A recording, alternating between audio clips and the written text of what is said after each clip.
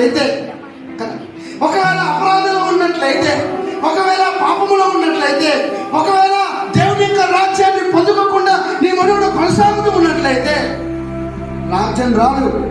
కానీ సిలువలో వేలాడుతున్న దొంగ, సిలువలో వేలాడుతున్న దొంగ ఆయనకి ఏమర్థమైంది? ఇదిగో ఆయన రాజు. ఎవరైనా ఆయన రాజు. దేనికి రాజు? పరలోకానికి రాజు. ఆయనకు ఒక రాజ్యం ఉంది. ఆ రాజ్యం శాశ్వతమైన రాజ్యం. హల్లెలూయా. ఆ రాజ్యం వారి రాజ్యం. ఆ రాజ్యం నిత్యము ఉండే రాజ్యం. కాబట్టి ఇప్పుడు ఆ రాజ్యానికి వెళ్ళాలంటే నా పాపాలు ఒప్పుకోవాలి. ఆ రాజ్యానికి వెళ్ళాలంటే ఆయన అంగీకరించాలి. ఆ రాజ్యానికి వెళ్ళాలంటే నా బ్రతుకులు మార్చుకోవాలి. ఆ రాజ్యానికి వెళ్ళాలంటే నా జీవితాన్ని మార్చుకోవాలి. ఆ రాజ్యానికి వెళ్ళాలంటే నా ప్రవర్తన మార్చుకోవాలి.